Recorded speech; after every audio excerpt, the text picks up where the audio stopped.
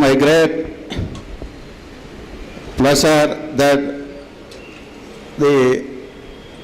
our MPs from Ooty and Pollachi and Rajya Sabha MP, we made so many requests in Parliament raised in presence of our Railway Minister and former Railway Minister. For that, this inauguration was going on in this day.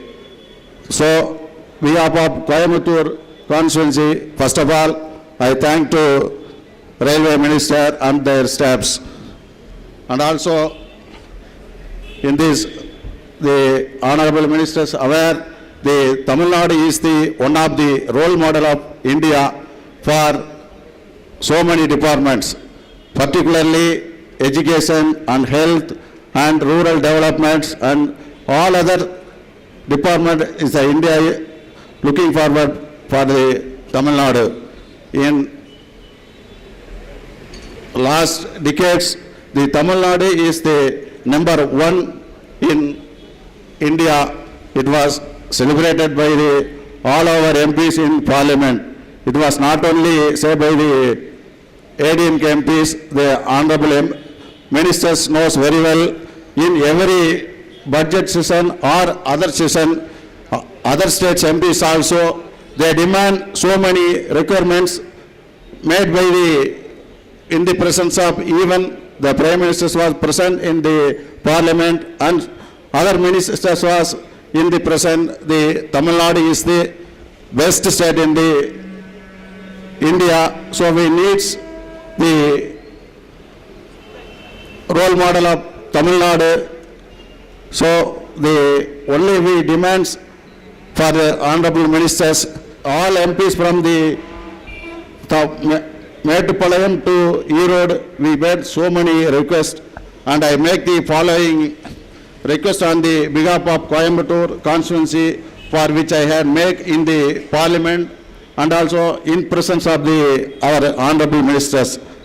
Pilamade railway station platform length may be extended from 18 coaches to 24 coaches to enable to all express trains terminating at Coimbatore to make stop at Pilamade station, which will enable to passengers to reach their homes without wasting their times, and mainly it may avoid the traffic and crowd at Coimbatore junction. Our Honorable Ministers know the Coimbatore is the industrial hub. Now it's become a education and health hub of the Tamil Nadu. So the crowd may be avoided and also the traffic congestion should be avoided if the platform widen in the Pilamade, and also all express trains running through Tirupur to Palakkad must pass through Coimbatore junction. This is the long pending main grievance of the city peoples. 8 more trains are not passing Coimbatore junction. It was made by our all MPs representation before the Honorable Ministers in several times. And also to introduce more express train to overnight train to Bangalore, Chennai and Tirupati from Coimbatore. And also the new electric trains from Palakkad to Tirupur via Coimbatore and return to Mettupalayam and Mettupalayam to Pollachi via Coimbatore and return to Coimbatore. And also in the evening time there is no rail service from Mettupalayam to Coimbatore. In addition, passenger train from Mettupalayam to Coimbatore is needed. And also expansion of Coimbatore railway station platform is needed. The NTC mill adjacent to the Coimbatore junction has been closed due to some problems, and all the machineries and tools has been disposed of. Now the land is laying vacant, and so the land may be acquired by the railway to augment the infrastructure facilities for the passengers. And also the third electric track, it may be laid down Coimbatore and Erode. This will reduce the facing in improving rail services from Coimbatore. And also the stoppages in Veerabandi and Tudiyalur and railway stations for the Mettupalayam to Coimbatore trains. எங்களை பொறுத்த வரைக்கும் கோயம்புத்தூர் எம்பின்னு வித்தியாசம் பார்த்ததில்லை, மேட்டுப்பாளையம் எம்பின்னு வித்தியாசம் பார்த்ததில்லை, பொள்ளாச்சி எம்பின்னு வித்தியாசம் பார்த்ததில்லை. எல்லா எம்பியுமே இந்த கோயம்புத்தூர் ரயில்வே கோரிக்கை பொறுத்த வரைக்கும் எல்லாருமே நாங்கள் ஈரோடு எம்பி வரைக்கும் 6 பேருமே போய் அது மினிஸ்டர் பார்க்குறதா இருந்தாலும் சரி, பார்லிமெண்ட்டில் பேசுகிறதா இருந்தாலும் சரி, எனி ரெப்ரஸன்டேஷன் கொடுக்குறதா எங்கள் லெட்டர் பேரில் 6 பேரும் கையெழுத்து போட்டு தான் கொடுப்போம். அது நான் மட்டும் கோயம்புத்தூர் எம்பி மட்டும் கொடுத்தல. இது வரைக்கும் 2.5 வருஷத்தில் நாங்கள் 6 எம்பி ரயில்வே மினிஸ்டர் பார்க்குறதா இருந்தாலும் சரி, கோயம்புத்தூருக்காக இருந்தாலும் சரி, அது பொள்ளாச்சி கோயம்புத்தூர் எம்பின்னு பிரித்து தனியாக பார்த்ததில்லை, மேட்டுப்பாளையம் எம்பின்னு பார்த்ததில்லை. ஏன்னா அம்மா அப்படி தான் சொல்லியிருக்காங்க, நீங்கள் எல்லாம் தமிழ்நாட்டில் எல்லா கோரிக்கையிலுமே தனியாக இண்டிவிஜுவலாக பண்ணக்கூடாது, ஒவ்வொரு கூட்டத்தை தொடரும்போது எங்களெல்லாம் அம்மா கூப்பிட்டு சொல்லியிருக்காங்க. அந்த வகையில் கோயம்புத்தூரை பொறுத்த வரைக்கும் இந்த ரயில்வே இதில் ரொம்ப நாளாகவே இந்த ஜனங்களோட கோரிக்கை இருக்குது.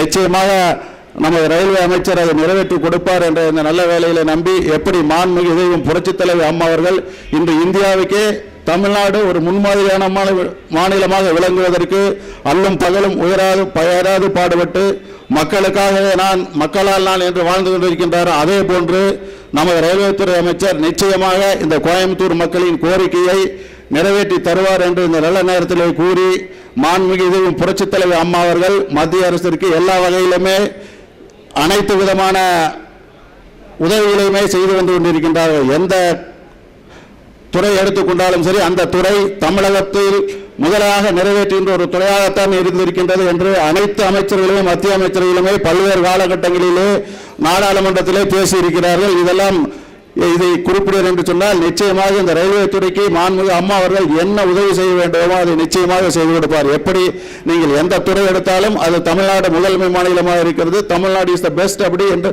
எல்லா அமைச்சர்களுமே பாராட்டுகின்ற ஒரு சூழ்நிலை தான் இன்று இந்திய வரலாற்றிலே பாராளுமன்றத்திலே நிலவுகின்றது. நீங்கள் சற்றேறக்குறைய 60 ஆண்டு நாடாளுமன்ற வரலாற்றில் எடுத்துக்கொண்டால் ஒரு மாநில முதலமைச்சர் அதிக அளவிலே அவருடைய திட்டங்கள் அவருடைய செயல்பாடுகள் பாராட்டு பெற்று இருக்கிறது என்று சொன்னால் அது நம்ம இதயம் புரட்சித் தலைவி அம்மா அவர்களுடைய திட்டங்களும் மாண்புமிகு இதயம் புரட்சித் தலைவி அம்மா அவர்களினுடைய சாதனைகளும் தான். நீங்கள் பதிவேடுகளை எடுத்து பார்த்து கொண்டாலும் யார் அதை எடுத்துக்கொண்டு பார்த்தாலும் சரி, இதயம் புரட்சித் தலைவி அம்மாவுடைய அத்தனை திட்டங்களுமே அனைத்து இந்திய அண்ணா திராவிட முன்னேற்ற கழகத்தைச் சேர்ந்த நாடாளுமன்ற உறுப்பினர்கள் மட்டுமல்லாமல் இந்தியாவிலே இருக்கின்ற அனைத்து நாடாளுமன்ற உறுப்பினர்களுமே தமிழகத்திலே நிறைவேற்றப்படுகின்ற அந்த நல்ல திட்டங்கள் எல்லாம் எங்கள் மாநிலத்திற்கும் நிறைவேற்ற வேண்டும் என்று சொல்லித்தான் அந்த பதிவேடுகளிலே குறிப்பேடுகளிலே பதிவாயிருக்கின்றது. அந்த வகையிலே ரயில்வே துறைக்கும் தமிழகத்தை பொறுத்தவரை குறிப்பாக கோயம்புத்தூரிலே நிறைய திட்டங்கள் செய்ய வேண்டி இருக்கின்றது. அதுக்கு நிறைய நிதி ஒதுக்கீடு செய்ய வேண்டும் என்று இந்த நல்ல நேரத்திலே கூறி வாய்ப்பளித்த அத்தனை நல்ல இல்லங்களுக்கும் நன்றி கூறி விடைபெறுகின்றேன். நன்றி, வணக்கம். Our heartfelt thanks to the Honorable Member of the Parliament, Shri P. Nagarajan. Thank you, sir. தொடர்ந்து மாண்புமிகு நகராட்சி நிர்வாகம், ஊரக வளர்ச்சி மற்றும் சிறப்பு திட்டத்துறை அமைச்சர் உயர் திரு SP வேலுமணி அவர்களை சிறப்புரை வழங்க பணிவன்புடன் வேண்டுகிறோம்.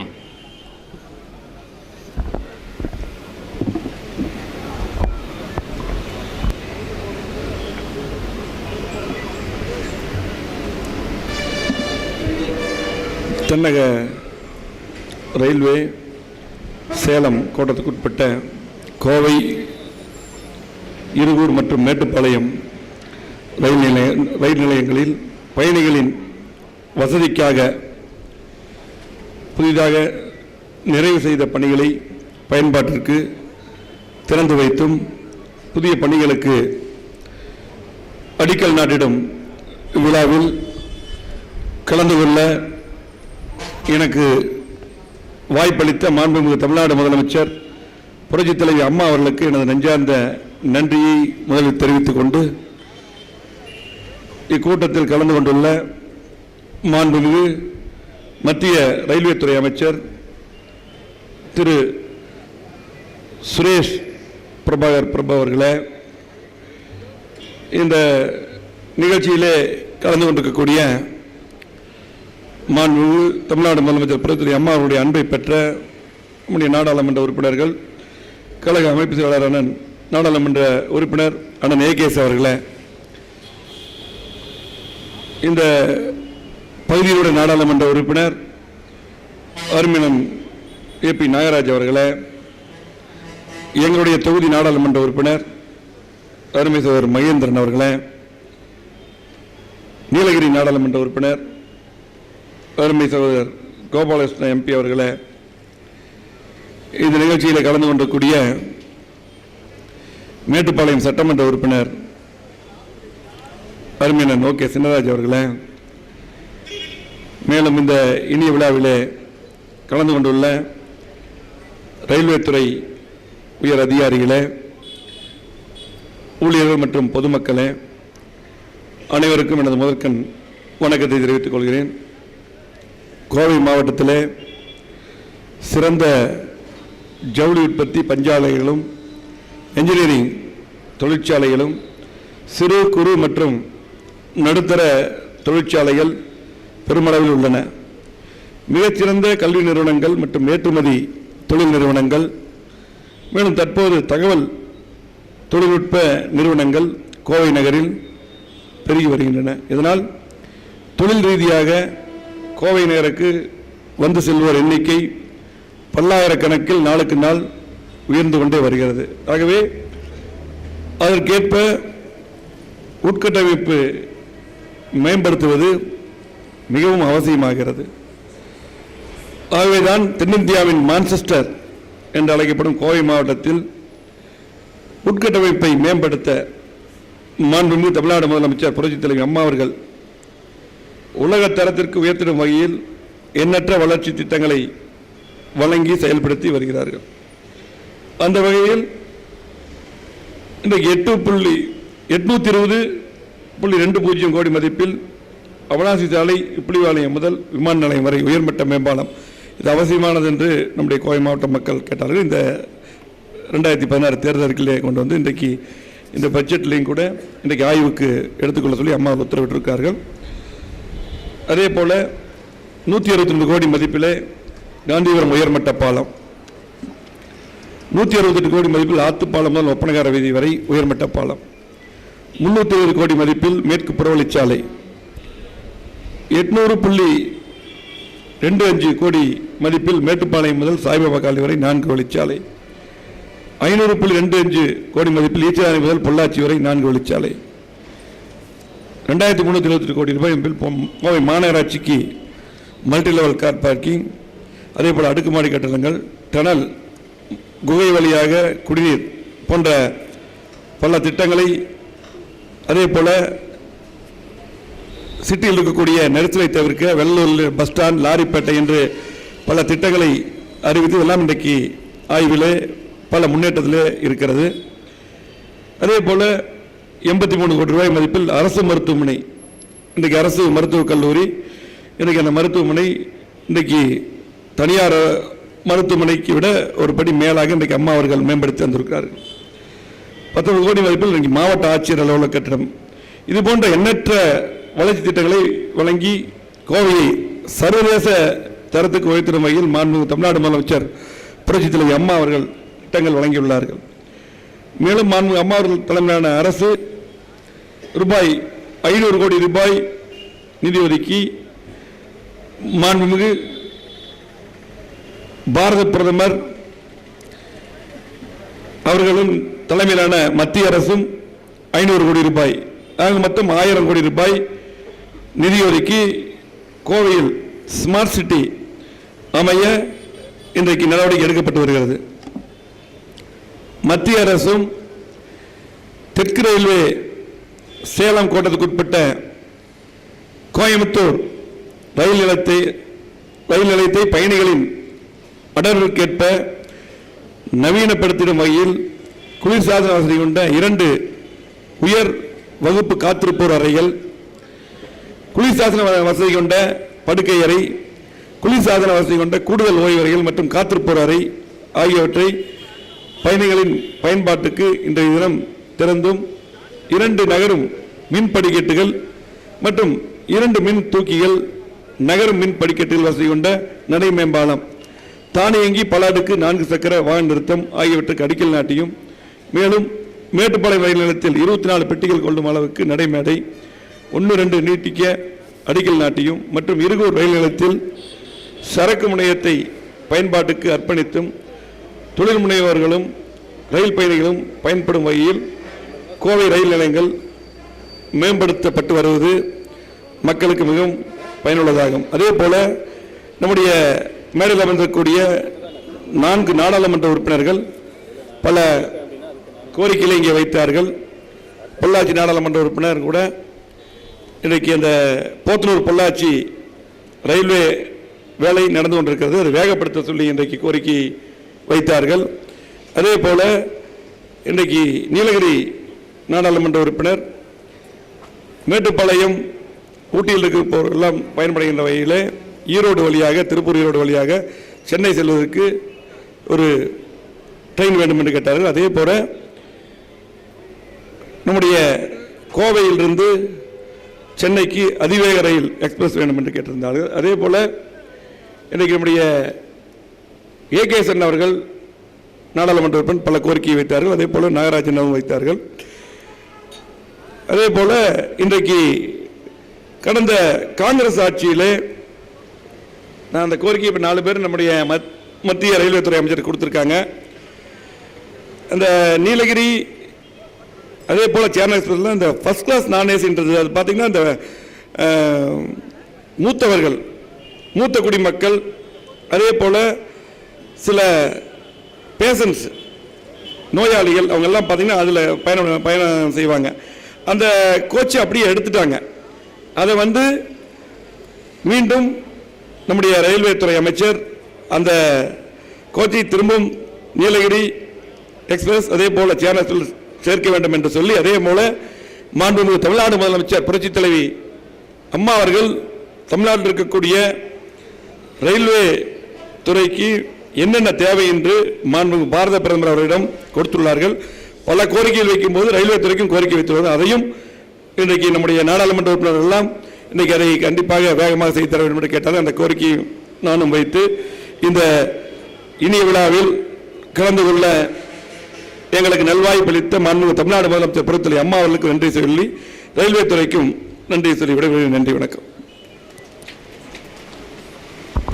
சிறப்புரை மூலம் விழாவை சிறப்பித்த மாண்புமிகு அமைச்சர் உயர் திரு SP வேலுமணி அவர்களுக்கு நன்றி.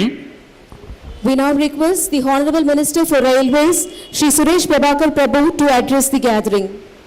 தொடர்வது பெருமதிப்பிற்கும் மரியாதைக்கும் உரிய மாண்புமிகு ரயில்வே துறை அமைச்சர் அவர்களின் பேருரை. Honorable Minister Thiru Velimani, my colleagues in the Parliament, Thiru Nagarajan, Thiru Selvaraj, Thiru Mahendran, Thiru Gopal Krishnan, Member of Legislative Assembly Thiru Chinnaraj, Municipal Corporation Chairman Thiru Satish Kumar.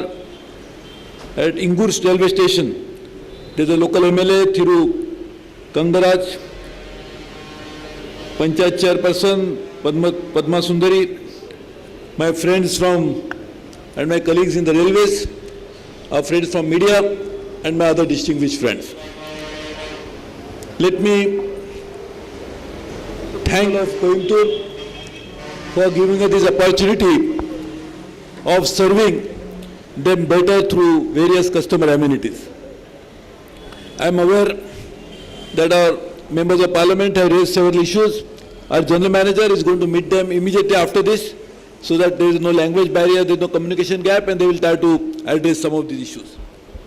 Today, we are starting several customer-friendly initiatives.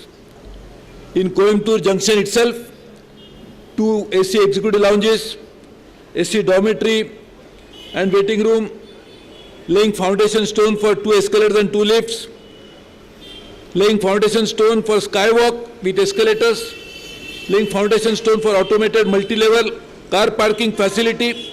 All of this is going to result into good amenities and investment of several crores of rupees.